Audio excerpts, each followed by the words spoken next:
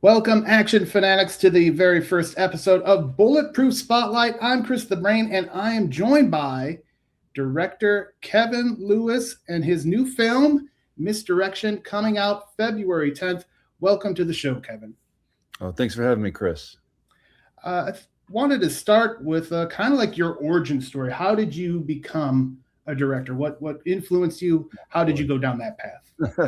I love movies since I was a little kid, and I made Super 8 movies, and I made movies for school, for, elementary school. I wrote stories, so I was always into storytelling and everything. And Raiders Lost Ark was the first movie that I watched where I saw kind of what a director did, for me.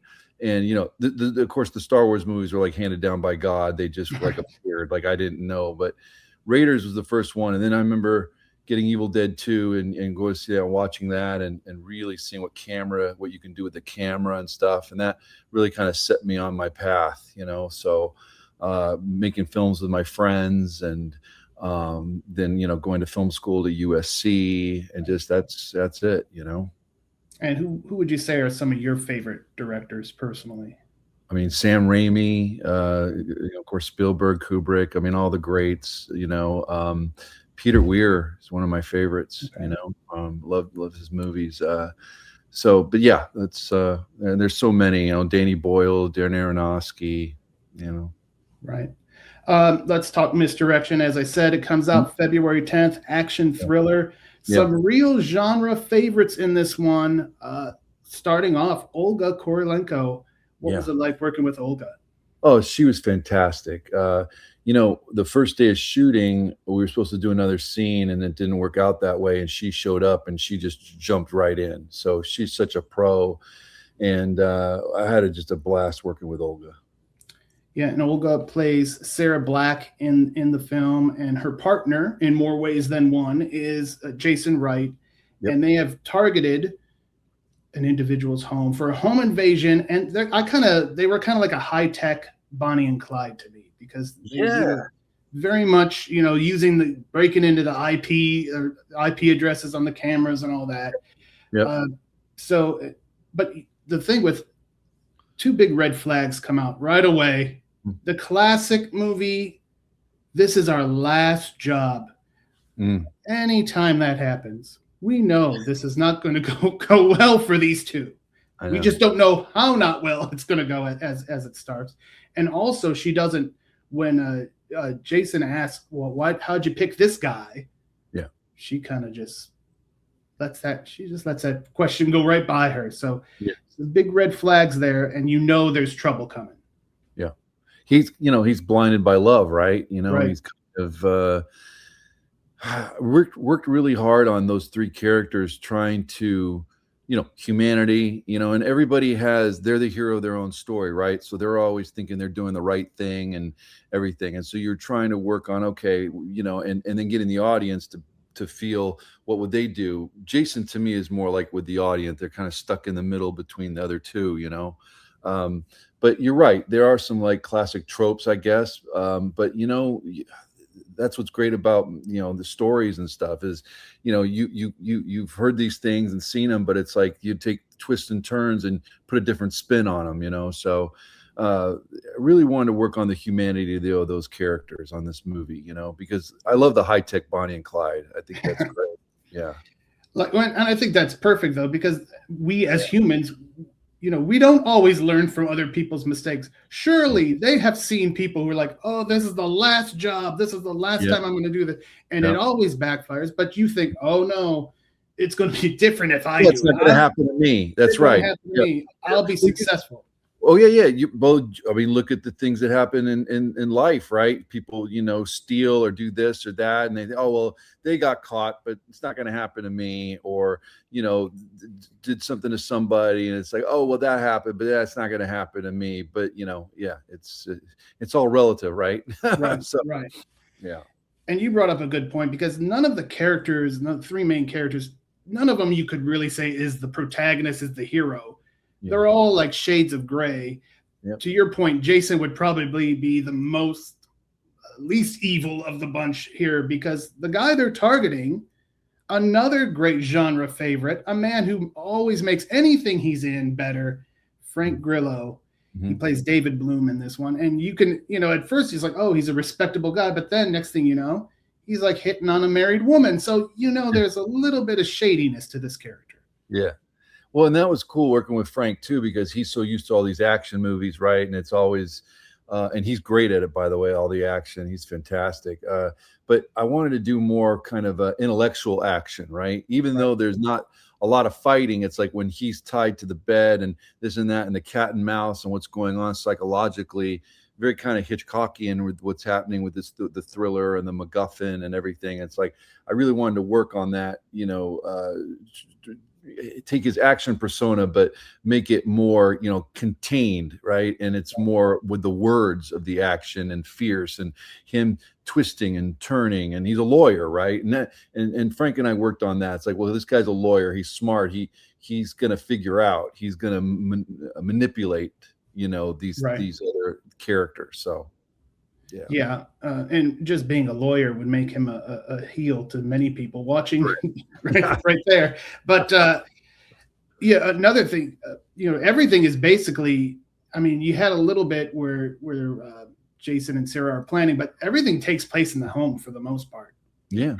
I'm sure budget wise that made it very good, but it's also challenging to keep the interest going when they're just in one spot the whole time.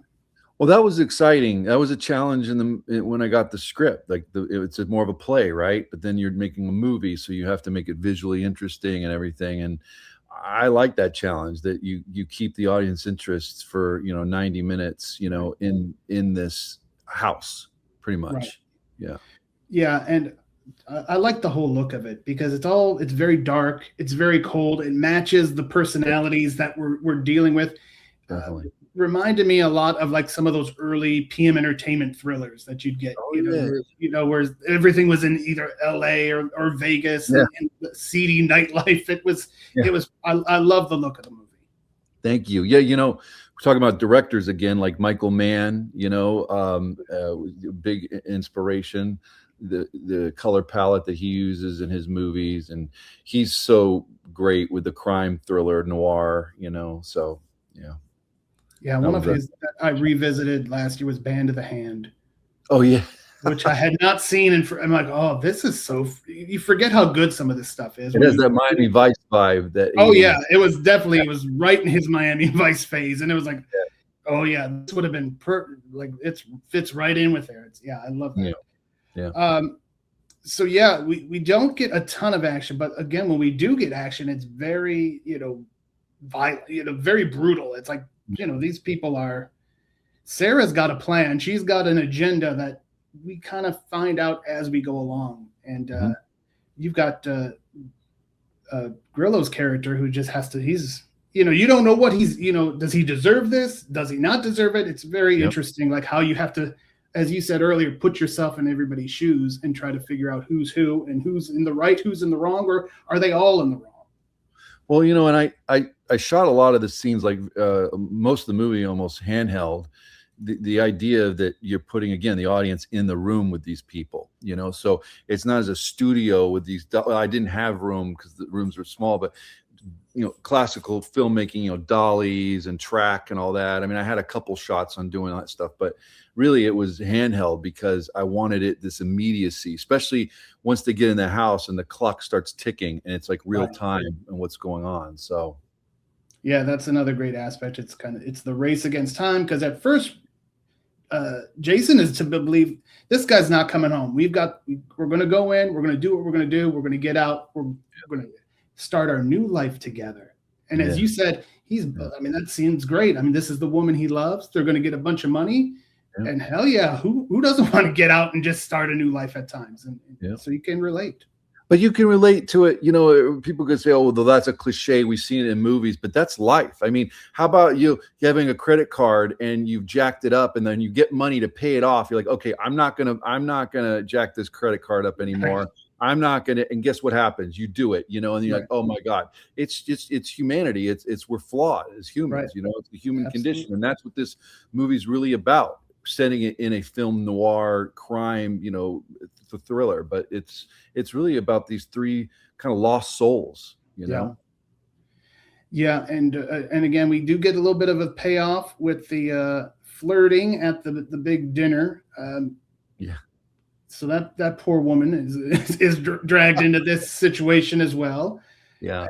And I want to give everything away because I do want everybody to check this out for themselves. Again, February 10th, it will be available. What other challenges were there in the making of this film? Well, the script from Lacey was really great, and but it was like, okay, the house is a character, so you got to find that house. And in the script, the pool was outdoors. Okay, so there was a huge fight, outdoors. They could hear each other through the walls, stuff like that. So I knew we had to get a house to fit this, and it's not going to fit everything. So the challenge is finding that house and then taking that script that we had and reworking it. Mm-hmm. To fit and to shoot, right? And so once we found this house, and this house was all glass, so you had reflections, so there was trouble, you had to shoot nights, you can't usually in some of these movies, you would tent the house, you can shoot during the days and it's just blackout night, but I love the house. And I was like, when I saw the house, I was like, we got to make it work, so then the pool was downstairs rather than outside, so it's okay. The trip downstairs rather than going outside, and little things like, especially with these thrillers, it's like the whodunits and all that. It's like, well, where's the gun? Where's the knife? Where's the this? Where's that? He dropped it over here, but they're looking over here, so it's kind of a roadmap. You have to kind of a puzzle. You're figuring it out, especially we shot this movie in 15 days, 15 nights. So it was really amazing in Serbia. The crew was fantastic. So shout out to that crew. They were great.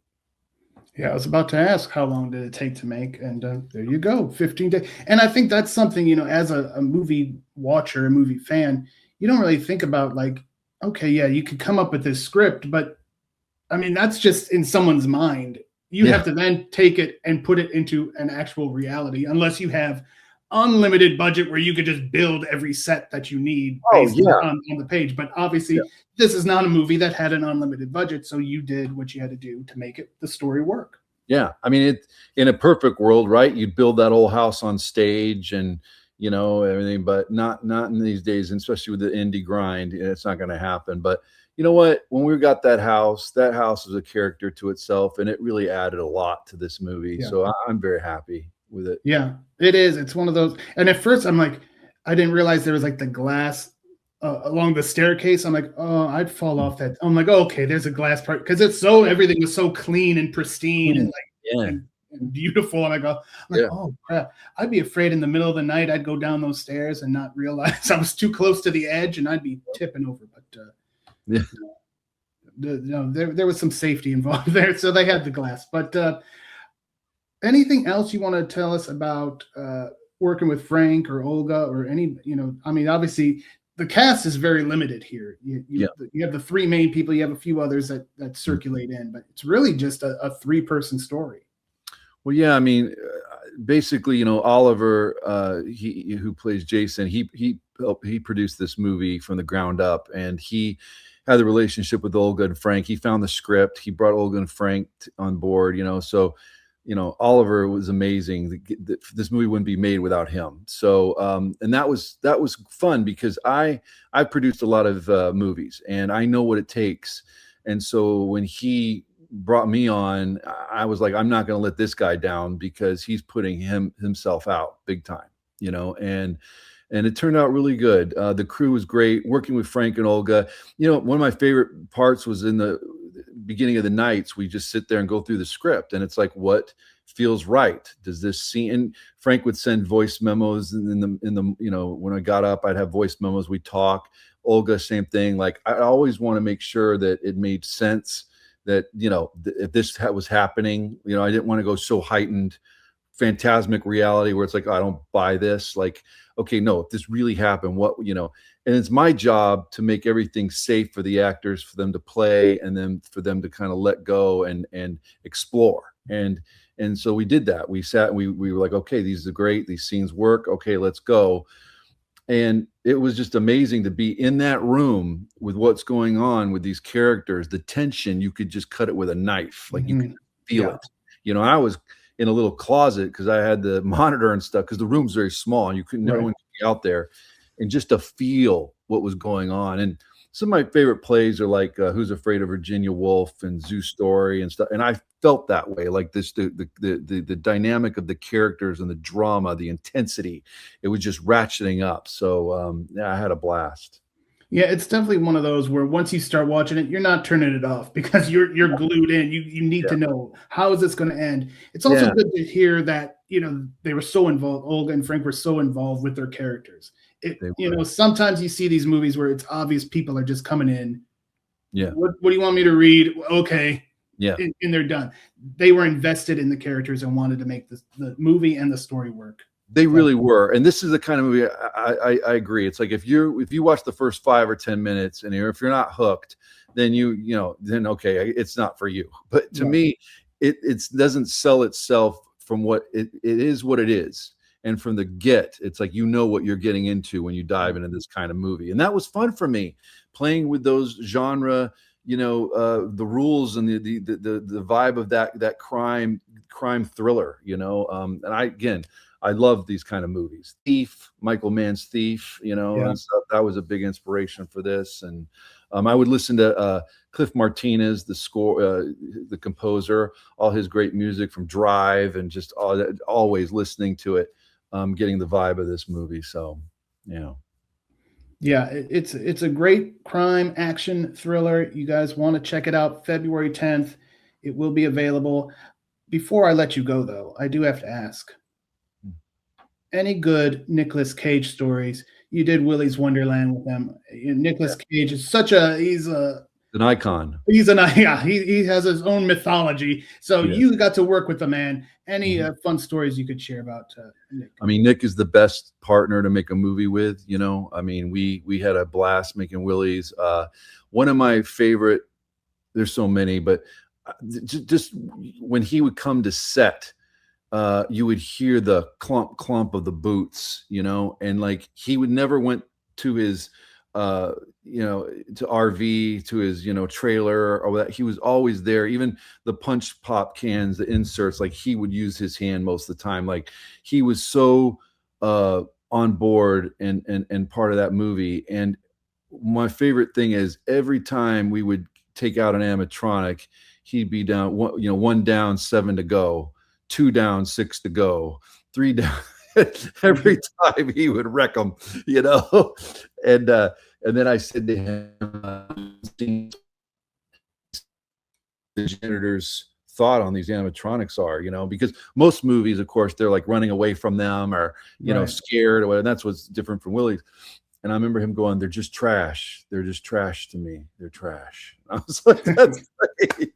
And so every time you just hear those boots coming to set, and you're like, "Oh man, he's gonna throw it out," and then he would. And we'd finish, and he'd be like, "Okay, 1 down, 2 down, 3 down," So it was like the countdown to because the last day, the second to last day, the last day of Nick's was the fight with Willy. Okay. So it was always counting down. Right. Because the animatronic suits, I didn't have a bunch of them. So once I wrecked them, they were done. So I had to kind of shoot them in order of getting killed. Right. And then, so it was cool. Yeah. And that's what you hear. I mean, he loves being an actor and he loves being in movies, and you could see that he loves movie making. Right. Yeah. You could tell that. There was another one when he was stomping Gus the gorilla and he slips and falls, and I said cut, and he said keep it rolling, and he got back up and just stomped it more. Like he didn't. Most actors be like stop, okay, medic. You know what I mean? Right. Cool. Went right back up, man. I mean, he's a beast. He's just awesome. Yeah. Great to hear that. That's what you want to hear as a fan of the man. You're just like, oh, it's great when people who actually have worked with him are saying he's just as awesome as you think he is when you watch him on the screen. So, and I feel lucky to make a movie that he did. He didn't have one piece of dialogue in that movie. Like that is in he has so many films, right, that he's done, so many amazing performances, whatever. But I feel very fortunate. Like Willie's is definitely he doesn't have a movie like that, you know. Right. So cool. I mean, yeah, the man has one of the most unique filmographies of all, and you somehow got another even more unique movie in there. So that's credit to you. Yeah. Anyone else out there that you haven't worked with that you kind of like it's a dream person to work with? I'm sure there's probably a long list, but you can narrow that down to a few. Well, it's funny, you know, actors, of course. I mean, from Ewan McGregor and Christian Bale. I mean, I can go on and on. Harrison Ford, all that, but also just directors. Like, it'd be amazing if like Sam Raimi executive produced a movie I did or something. You know what I mean? Like, right. You know, that would be. I met Sam. He signed a couple of my posters. One poster when I went to film school, and then one like a year ago. I met him and stuff. So that would be pretty incredible for me. You know. Yeah. All right, Kevin, I do want to thank you again for your time as we talked Misdirection and more. And again, February 10th, anything else you want to tell everybody out there about the movie?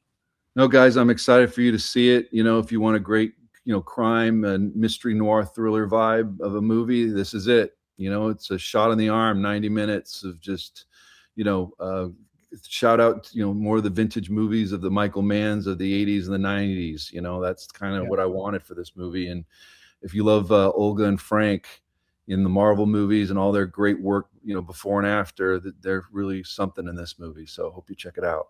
Yeah. Again, definitely encourage everyone to check it out. Check out my review when it goes up on bulletproofaction.com as well. Spoiler alert, I enjoyed it. So it's going to be a good one. Not good. Cool. Good. So there's that. But yeah, definitely encourage everyone. Check it out. February 10th. Thanks again, Kevin. This has been a pleasure to chat with you this afternoon. And, thank you, Chris. Hopefully we could do it again soon. Absolutely. Thank you. Thank you. Okay.